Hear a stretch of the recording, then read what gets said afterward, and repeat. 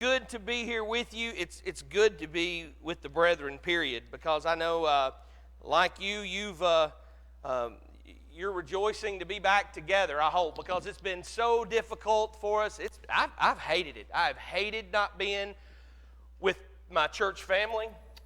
Even tonight, my kids were thinking, we've been this whole time without being at Woodlawn, and now you want to carry us to Lone Cedar? I mean, they wanted to be back at Woodlawn, and that makes me feel good, because I don't know if you know, that's where I preach. So we go to church there, and it's good to have them at church there with us, but we're just excited to be here tonight, and I appreciate you inviting me to come out and share the message of the truth with you, and I hope that maybe we say something from the truth that will affect you tonight and help you love each other a little better. So if you got your Bibles, I want you to turn to Romans chapter 12 for just a second. The topic that I've been given when I was talking with Shane, and he's not even here tonight, but I was talking with Shane, and he said that, I think it's something along the lines of learning how to love, and my specific issue was, hey Cooper, how are you, man? I see you over in the corner. My specific topic was loving the brethren. And he said that I can do that any way I want. We can talk about how right side, left side, how sometimes you got some people over here on this side of the building that don't really ever talk to people on this side of the building, and that's not really intentionally. Usually, that's just the way it happens, because we fellowship with the people we're around. We sit close to the people we love. We want to talk to those people, and we even talk about sister congregations and how we do that. Well, I want to do that, but I want to do it in a different way. I want us to talk about loving each other, because it's really easy to love each other if you like each other, right? I want to read this to you here in Romans chapter 12, and if you will mark it, because we'll be back here in Romans chapter 12 in a few minutes. Well, look at verse 9. Let love be genuine. Abhor what is evil. Hold fast to what is good. Love one another with brotherly affection. Outdo one another in showing honor. Do not be slothful in zeal, but be fervent in the Spirit. Serve the Lord. Rejoice in hope. Be patient in tribulation. Be constant in prayer. Contribute to the needs of the saints, and seek to show hospitality. I'm going to pause right there for just a second. Let your love be genuine, real, honest. I wrote this down because I didn't want to mess it up, but I don't know if it's a song, if it's a line of a song or if it's a poem. But someone once said, "To dwell above with the saints we love, that will be glory. But to love with the saints below, now that's a different story." Because there are times, church, we are people, we are imperfect people, we mess up, we all sin, we all have our issues, and sometimes we have to love each other even though we don't like each other. There are times when your brethren, when your church family, when there is someone here at church that makes it even difficult for you to worship. Because maybe it's been a business deal gone wrong. Maybe they've said something to you. Maybe they commented on your outfit. Or maybe they made some statement that you didn't like. And all of a sudden there's tension between you, maybe you and another family, or you and another person, or groups of people. And it's been difficult for you to even be at church sometimes, because there may be somebody here that you just don't like. And sometimes there are Christians that we go to church with that we know that are Christians, but we just don't like them. What do they say? Fake it till you make it? I think that's what we have to do sometimes. I think we have to learn to love those people that are hard for us to love. Because there are people that have done me wrong. There have been people that have caused heartache in my life. And they're brethren. And it's hard to let my love be genuine for them. It's hard for me to try to imagine that agape love, to lay down my life for that person when they have caused me so much heartache and pain. And at times that happens to all of us. And chances are, there's a good chance of this. You don't want to admit this, but there's a good chance of this. Some people just don't like you. You may be the person that people don't like. So I think what we're going to do tonight is we're going to look at Romans chapter 12. We're going to look for a few minutes of some things here to help us in that endeavor. And maybe we can learn to love the church, learn to love the brethren as a whole and individually, even those people that we have trouble getting along with, even those people that we struggle with, even those people that we might even consider unlovable. All right, mark this here and then go over to Luke chapter 6 for just a second. Because Jesus talks about this. And I bet you know where I'm going with this.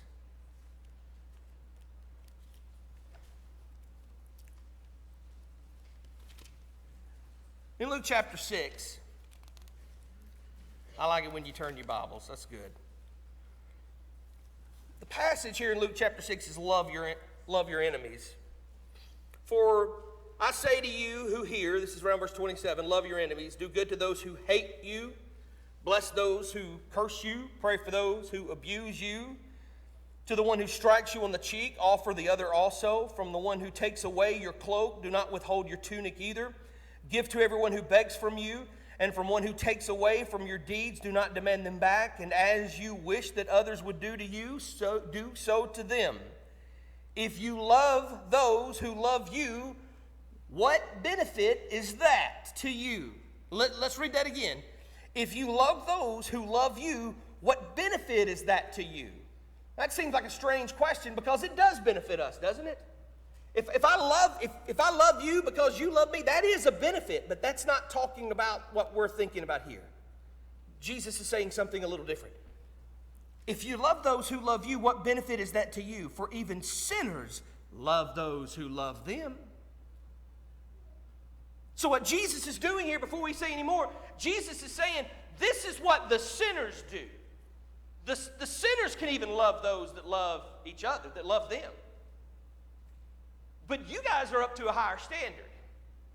I know we all sin, but as for the church, as for the body of believers, that doesn't benefit anybody if that line is still in the same. If you love your enemy and your enemy loves, if an enemy has someone they love and they love them, that's no different. I want you to step up your game, and I want you to love those who are your enemies. I want you to love those that persecute you and do those kinds of problems to you. Because here's the benefit to that. Look at the rest of what he says. For even sinners love those who love them. And if you do good to those who do good to you, what benefit is that to you? Even sinners do the same. If you lend to those from whom you expect to receive, what credit is that to you? Even sinners lend to sinners and get back the same amount. But love your enemies. Do good and lend, expecting nothing in return, that your reward will be great, and you will be sons of the Most High. For he is kind to the ungrateful and the evil. Be merciful, even as your Father is merciful. Jesus expects us as Christians. He sets a standard for us as Christians to love those people that don't love us back. And that is really, really hard. And let me give you an Old Testament example of this that I've come to admire and respect. We've been doing our daily Bible reading at Woodlawn, going through the calendar as we do, and I just finished the Psalms a few days ago. And Psalms, of course, written by David. And you see how David feels. You get to read about how David experiences certain things. And you think about a man who's after God's own heart, and you try to imagine what all he's gone through and how he's dealt with his life. I mean, here's a man that killed the giant, but then fell by the wayside with Bathsheba, and then had her husband killed, and then had his child with Bathsheba die because of his sin.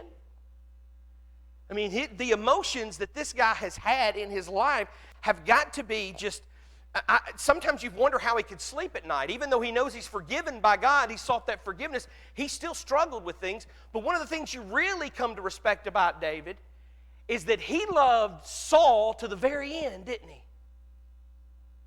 I mean, this was a man who sought to kill him with a spear 3 times.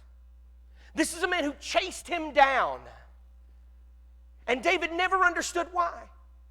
He never understood why he was coming after him. But David continued to love and respect the king. Because he even said at one time, he even said this, when Saul was killed, he came back and talked about that you don't lay a hand on the Lord's anointed. That's the kind of love that I want to have for those people who don't really even care about me. And I'm not even talking about the people outside the world. I'm talking about the people in the church, the people that we have trouble dealing with. And even now, it's really getting divisive because we have all these things going on within the church, don't we?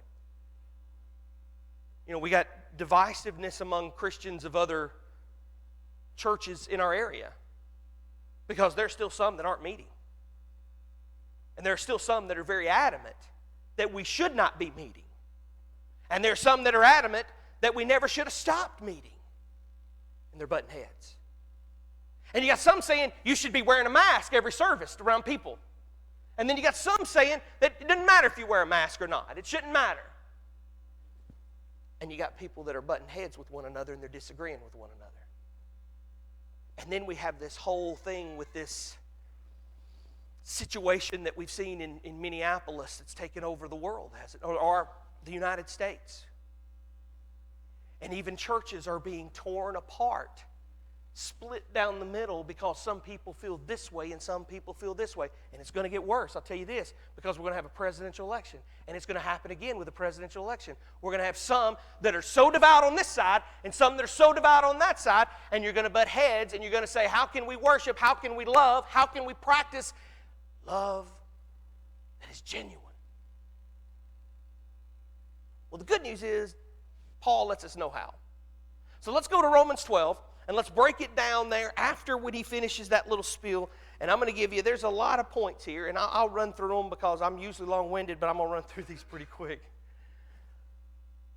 The first one, if you want to love those difficult people, if you want to keep your conduct among the Gentiles idea that Peter talks about, look at verse 14. Bless those who persecute you. Bless and don't curse. Bless those who persecute you. Bless and don't curse. This word bless, I love it. I love it. If you ever have time, go through a study of the Old Testament and look at the word blessed and how it transitions into the New Testament. You see, in the New Testament, the word blessed means happy. You know, we read that in the Beatitudes. But it meant so much more, had a whole lot more weight to it in the Old Testament, the word blessed, because you talk about receiving the blessing of Jacob and Esau.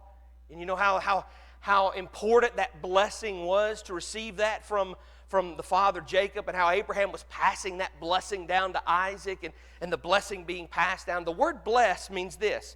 In the Greek here, it's a twofold word. It comes from two words, you and algi, where we get the word eulogy. And when you go to a funeral and someone gives the eulogy, do they typically speak poorly of the person that's dead? They don't. Have you ever been to a funeral for somebody that was a really bad person? You ever been to a funeral for somebody that you really didn't like, but when you left there, you felt good about that person because they said a lot of good things about them? That's because during that time we try to, that's a time to talk about the good in a person's life, not the bad. That's the time we talk about things that compliment them, and sometimes we may have to look for them. Don't we? Yeah. I did a funeral one time for a woman that the funeral home called me. You know how they call you sometimes when they have nobody to do the funeral. They have no church affiliation. And it was on Thanksgiving. I said I'd do it, and I went down to Tri-Cities, and I was going to do the service for this lady that I'd never met. And her nephew wanted to talk to me for a few minutes. And I doubt you know who this person was. I don't even remember the name of the individual. But her nephew came in my car, and he sat down in my truck, and he says, I want to tell you about my aunt for just a minute. My aunt never met a person she liked. And I thought, that's not what he meant to say. You know how people say, hey, they never met a person they didn't like. He said, no, she didn't like anybody. So there's going to be nobody here today. So you can just make this as quick as you want. If you want to have a prayer, read the 23rd Psalm, that's fine. Here's your $100. Whew. What do? I did the 23rd Psalm and I had a prayer. You know, I didn't know what else to do because here's a woman that the nephew, there was no other friends there. No family there. You know, when you don't expect that when you go to a funeral. You expect somebody to say good things about somebody. That's what this word means. You say good things about people. You don't curse them. Even if they curse you, you bless them. Bless those who persecute you. Bless and curse not. Solomon tells us in Proverbs 18, verse 21, that life and death are in the power of the tongue. How we use our tongue to say things about people. James 1:26 says, if a man thinks himself to be religious, but he can't bridle his tongue, he deceives his own heart, and his religion is worthless. Well, now let's look and see what David says. Go to Psalm 34 for just a second. Now I have to look this one up here. Psalm 34. And look at 11 through 13.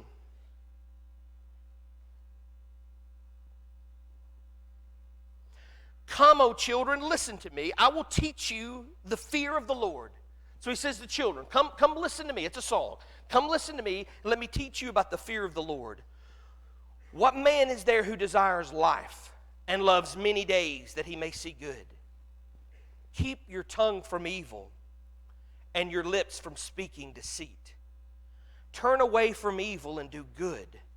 Seek peace and pursue it. We need to be, even with those people that do us wrong, even within the church family, those people you may not like, when you get an opportunity and somebody at the sale barn or somebody at Walmart or somebody in town sees them and say, hey, you know so-and-so, what do you know about so-and-so? You bless them. You fake it till you make it. You bless them. You don't curse them. You don't say, that's a sorry individual right there. That's a horrible person. I ain't got much for that person. No, you look for the good in them. And if you can't find any good, then you do what Grandma said. You don't say nothing at all. You bless that individual because in doing so, you're forcing yourself to look for something good in that person. Isn't that what Jesus does for us?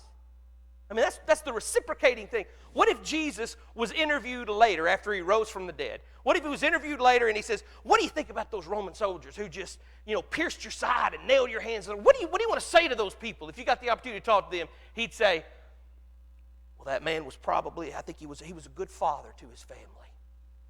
He did his job the way he knew how to do it. He really had no clue the impact of what he was doing. He thought he was doing what was right. He wouldn't yell at him. He wouldn't curse him. Bless. Curse not. Secondly, Romans 12:15. Rejoice with those who rejoice. You weep with those that weep. Another natural response to those difficult people that we have to deal with, or those people that we don't love or that don't love us, is sometimes we resent when they're happy, or we resent their success, or we resent when things are going well for them. And we even may rejoice when they go through suffering. That's sad, isn't it? To rejoice at somebody's suffering, but we do it. And we do it. We don't want to admit it sometimes, but we do it. He tells us here, you try to identify with their circumstance. You rejoice when they rejoice, and you weep with them when they weep. You try to identify with their situation. You try to put yourself in their shoes, and then you might change your perspective on people. You know, I love that illustration that people use where I've seen the video where this one woman goes in to buy coffee, and she's just adamant. She's real rude. She's ugly. She's upset. And the person behind the counter is like, oh, that's awful. How they're just treating me awful. And then they put on somebody hands her these special glasses. And the lady behind the counter puts on these special glasses, and she sees this woman, and she's able to see her through God's eyes. And the woman has bruises all over her. She's been beaten by her husband. And she's had just a rough morning. Her husband's just beat her, and she's just mad, and she's just sad, and she's just awful, and she's reacting to the way she's been treated, and she's taking it out on this lady that does her coffee. And after that, the woman that gives her coffee tries to look at it and tries to understand her a little bit differently. You know, if somebody says something rough to you, it's probably because somebody said something rough to them. You don't know what they've experienced that day. You don't know what they've went through. They might have received some bad news. They might have been to the doctor, got a bad diagnosis. They might have lost their job. Try to identify through their situation. The word there that we use all the time with this is sympathize. Try to be sympathetic. It means to suffer with. In doing so, we might understand the way they are. Solomon tells us in Proverbs 24, verse 17, do not rejoice when your enemy falls, or let your heart be glad when he stumbles, lest the Lord see it and be displeased in you. Lest the Lord see it and be displeased in you by the way you act. We have to be careful. One more verse here on this. 1 Peter chapter 3, if you want to turn there. I could use this one for several of the passages here. In 1 Peter chapter 3, or several of these points. Verse 8, finally, all of you have unity of mind, sympathy, brotherly love, a tender heart, and a humble mind. Do not repay evil for evil or reviling for reviling, but on the contrary, bless. For this is what you were called, that you may obtain the blessing. Rejoice with those that rejoice. Weep with those that weep. You try to understand their situation. Number 3, you apply the same standard to yourself. If you're taking notes. Number 3, you apply the same standard to yourself that you're applying to them. And you go to chapter 12 again, Romans 12, verse 16. The next verse, look at what it says. Live in harmony with one another, or be of the same mind, your Bible may say, with one another. Be of the same mind toward one another. Literally, this verse reads this way. Be thinking the same thing towards one another. This is different from the other verses that you read about promoting unity among the believers.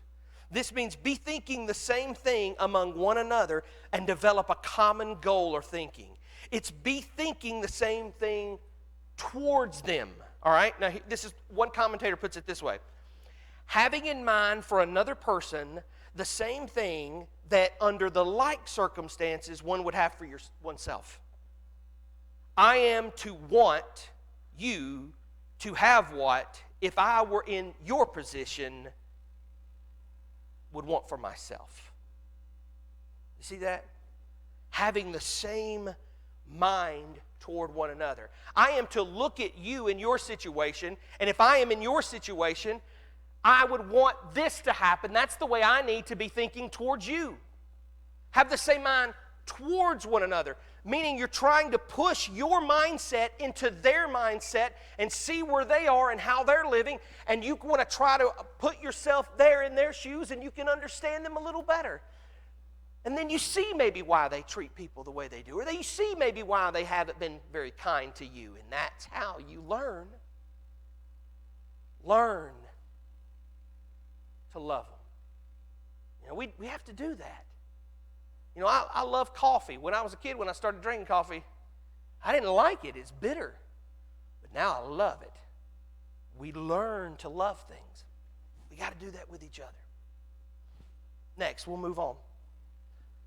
The next one he says, be humble. Romans 12, verse 16. Live in harmony with one another. Do not be haughty, but associate with the lowly. Don't be haughty in mind, but you associate with the lowly. I want you to notice in this verse, this is real neat how it does this. I have, in my Bible, you can put a plus and a minus sign, because in this verse, Paul includes the negative, do not be haughty in mind, but then he includes the positive side of associate with the lowly.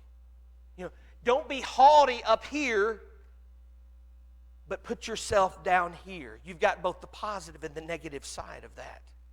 The word associate that's mentioned there, the word associate means to go along with, to be led by, or to be carried away with.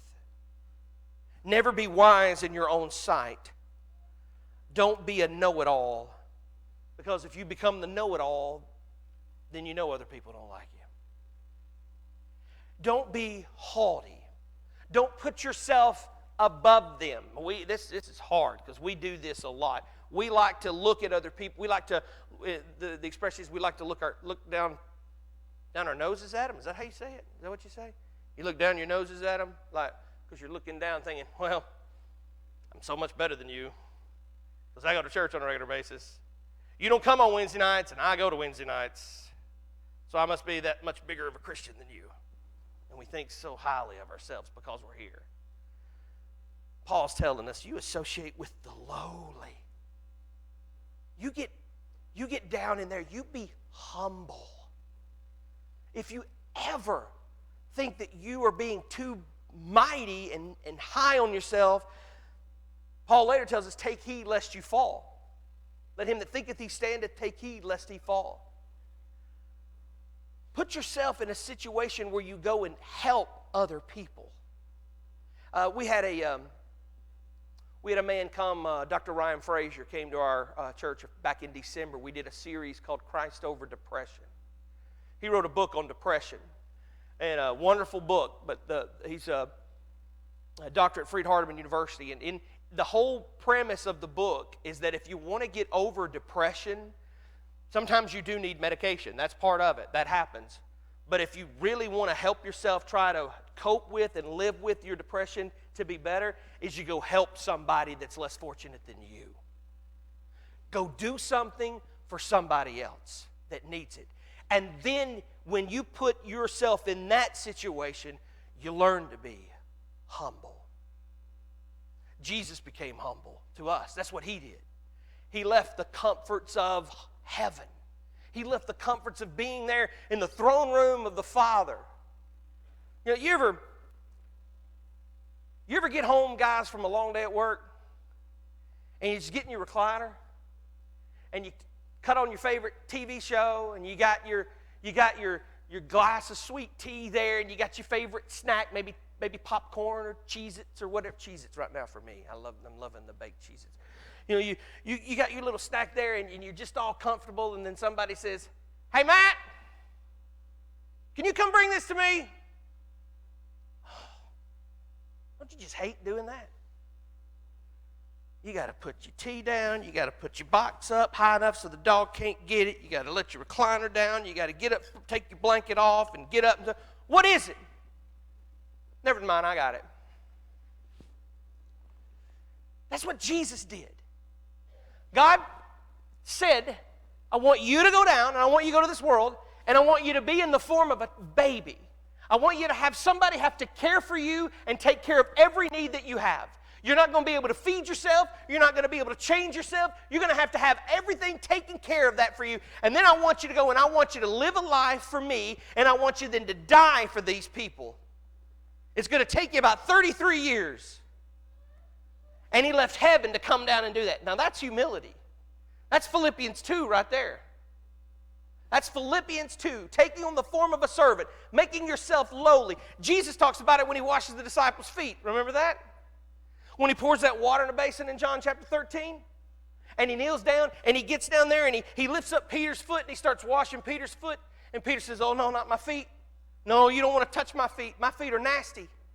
I mean, they had these thin little sandals that they wore. They didn't wear socks. They stepped in all sorts of stuff. They smelt. They were calloused. They'd never had a pedicure. And Jesus is washing his feet. Peter says, don't wash my feet. Jesus explains what he's doing. And then Peter's like, wash my hands, wash my head. Just let me bathe. You do what you need to do. And then he goes to Judas, right? He goes to all the disciples. You think of this dynamic, guys. He goes to Judas, who has already in his heart decided what he's going to do. And he washes Judas's feet. That's being humble right there. That is not being haughty. That is associating with the lowly. And you think if when he's kneeling down, when he's washing his feet, and that eye contact that he makes with Judas as he's doing that, and the eye contact Judas makes with him, man, that's powerful. Because that puts us in a different position. We've got to be a people of God to be humble. If we want to love each other, we've got to practice humility. We need to move on. Never return evil for evil. Verse 17. We're almost done, I promise. Romans 12:17. Repay no one evil for evil, but give thought to what is honorable in the sight of all. Never repay evil for evil. We always heard growing up, two wrongs don't make a right. They don't. We've got to rise up because the natural tendency that we have is to give in. And when somebody does us wrong, to do them wrong too. When someone hits us, we hit back. Church, Christians shouldn't do that. We take the higher road. Not because we're better than them, because Jesus is better than us. We never repay evil for evil. When our enemy is hungry, we feed him. Jesus even gives us an out for this here in this same chapter in Romans 12. If you continue to look down here at Romans 12, look at verse 19. Beloved, never avenge yourselves. Don't ever take revenge for yourselves, but you leave that to the wrath of God. You let God handle that. For it's written, vengeance is mine, I will repay, says the Lord. God says, somebody's done you wrong. Somebody's taken something of yours. Somebody has killed your child in a car accident because they were drunk. Someone has broke into your house and has shot one of your loved ones. Don't take vengeance. Don't avenge yourselves. You let me handle it, he says. You let me handle it. Don't avenge yourselves. You leave room for the wrath of God. And it's very interesting because the next chapter there goes into the role of the government, that the role the government plays in there. It is God's avenger to practice justice. That means God's saying, you let me handle the wrath. I'll judge this person on what they've done. I'll take care of that. Because if you do it, you're in the same situation. You do exactly what they do. And you need to be better than that. I'll handle the judging. I'll handle the vengeance. As Christians, we never need to repay evil for evil. That's how we learn to love one another. Continuing on. Well, let's look at this. Proverbs, here's a good passage to look at this, and it's a very little confusing if you're not careful. Look at Proverbs 25. Proverbs 25, verses 21 and 22.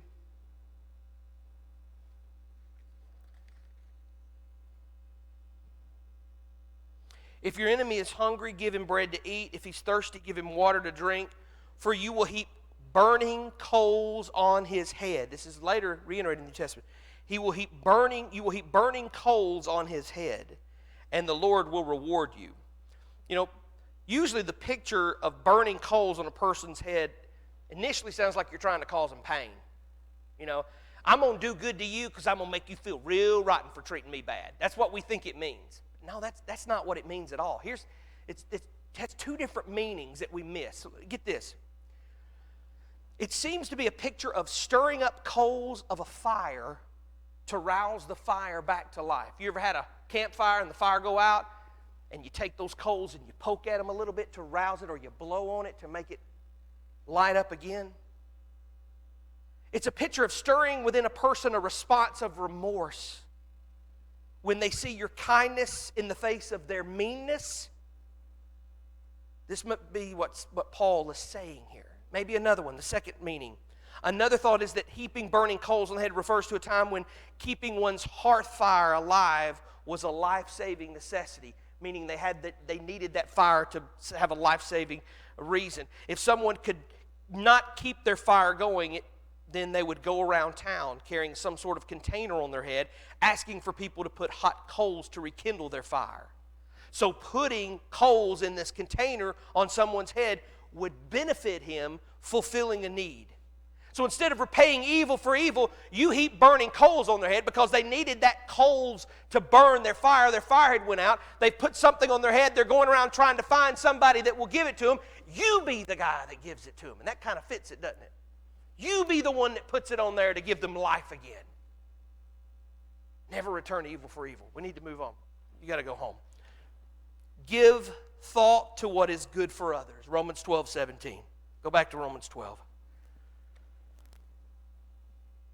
Repay no one evil for evil, but give thought to what is honorable in the sight of God.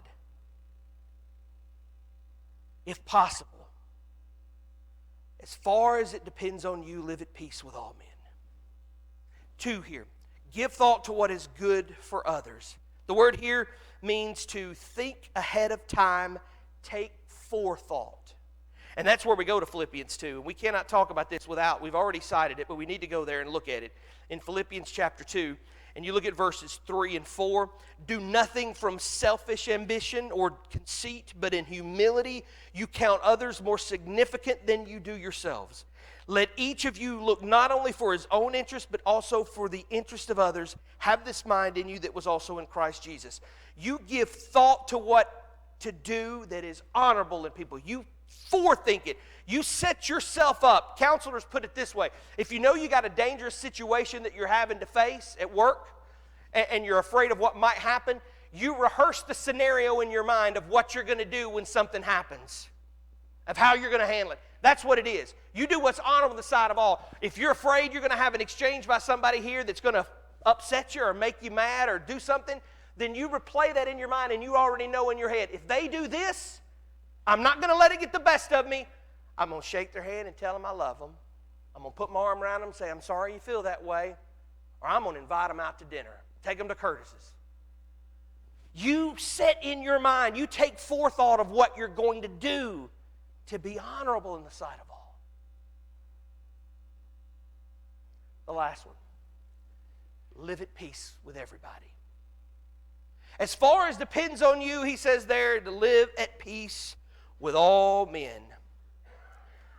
I can't control how people handle me. I can't control people that don't love me. I can't control people that don't like me. I can't control them, but I can control my reactions to them.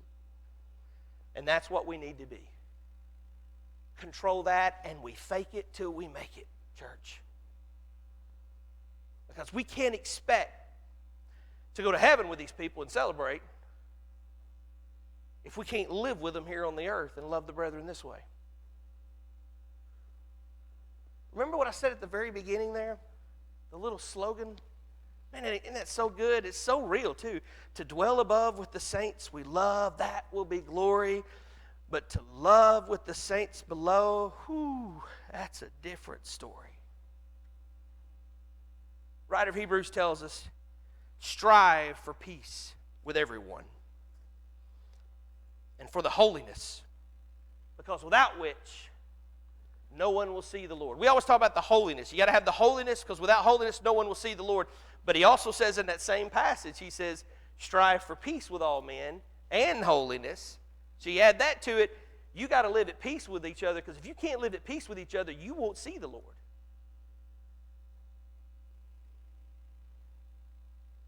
You can love those who love you. What benefit is that? What good do you do with that? You want to be better? If you want to step up your game? If you want to be what Jesus is to us. Love those who don't love you. Love those who treat you poorly. Love those who aren't nice to you.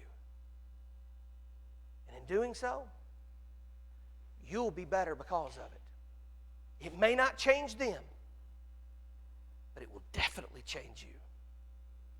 That's one of the greatest things we've got, is we've got the love of Jesus that comes to us in the form of the cross, where He went to the cross for us and gave His life for us, even those people that don't even believe in Him, even for those people that are mass murderers, even for those people who do not care anything about the Lord. But He still loves them. For God so loved the world that He gave His only begotten Son. If God can love those people, then we can love each other even when we don't like each other. In doing so, we might just learn to love them. Tonight we offer the invitation, just as we always do, right before it rains, you can get out of here. We offer you the invitation. If there's something amiss in your life, you need to fix it, here's your time to do it. Don't leave here with something on your heart that you have against somebody else. Don't say to yourself, I know what you're saying, Matt, but you don't know how so-and-so has treated me in the past. No, I don't. But I know how Jesus treats you. And I know how He treats me. And He forgives us. So we need to be forgiving those other people. Seek that forgiveness tonight. If you need to become a child of God, here's your opportunity to do so.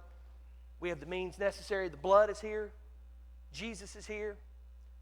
If you need that blood applied to your life to become a Christian, you can do that through faith, repentance, and baptism. Whatever your need is, love. Love each other. As we stand and sing the song of invitation. Do not let the word depart, and close thine eyes against the light. O sinner, harden not thy heart, be saved.